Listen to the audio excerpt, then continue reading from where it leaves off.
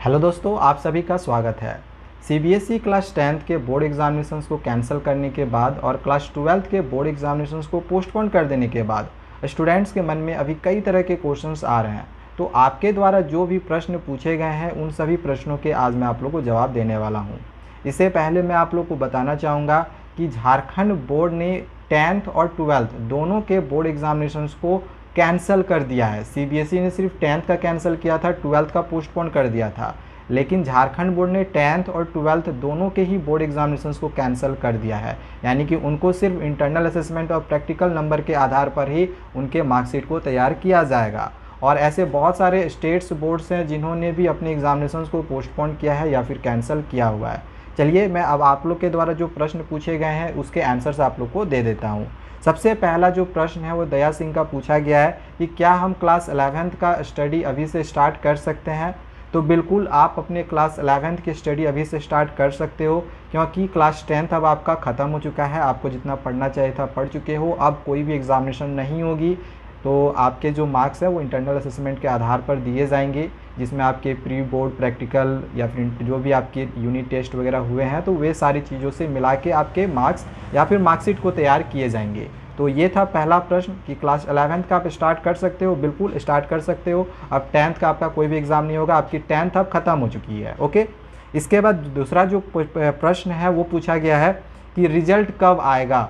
देखो, सीबीएसई की तरफ से अभी फ़िलहाल रिज़ल्ट की कोई भी ऑफिशियल जानकारी नहीं दी गई है, लेकिन जो स्टार्टिंग में बताया गया था जब डेट शीट आई थी तो उसी टाइम शिक्षा मंत्री के द्वारा बोला गया था कि रिज़ल्ट हम 15 अगस्त को देंगे। तो अब जो है जब कैंसिल ही एग्जामिनेशंस कर दिया गया है तो रिज़ल्ट जल्द ही आने की उम्मीद है। जब भी ऐसी कोई ऑफिशियल इन्फॉर्मेशन दी जाएगी तो वो आप लोग को मैं बताऊंगा, कोई गेस करके आप लोग को मैं नहीं बताऊंगा। ओके, इसके बाद थर्ड जो क्वेश्चन है वो पूछा गया था कि do I continue 10th study और नॉट।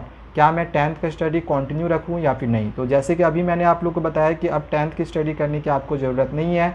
अगर आपको एज ए नॉलेज पढ़ना होगा तो आप पढ़ सकते हो, बट अब आपको 10th का कहीं मतलब आगे ज़रूरत नहीं पड़ेगा, कोई भी एग्जामिनेशन देना नहीं पड़ेगा, तो अब आप स्टडी को कंटिन्यू मत करो। ओके, इसके बाद अगला क्वेश्चन है कि सर जो देना चाहता है बोर्ड्स तो उसमें सिलेबस तो वही आएगा ना जो रिवाइज्ड सिलेबस है।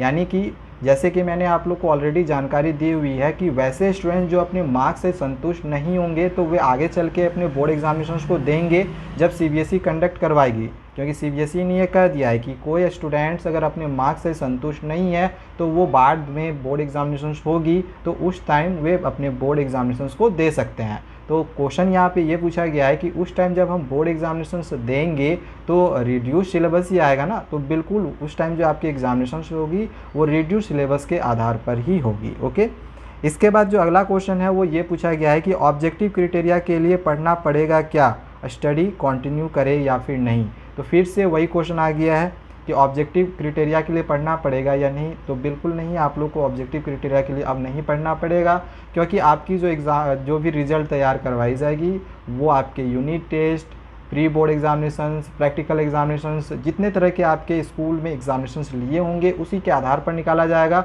अब आपकी कोई भी एग्जामिनेशंस नहीं होगी। ठीक है, नेक्स्ट क्वेश्चन पूछा गया है कि सर कोई फेल होगा 10th में। तो इस बार 10th में किसी को भी फेल नहीं किया जाएगा, इसके लिए आप बिल्कुल रिलैक्स रहो। ओके, लास्ट क्वेश्चन एक है वो पूछा गया है कि सर तो एडमिट कार्ड का क्या होगा, वो रिलीज होगा या फिर नहीं होगा।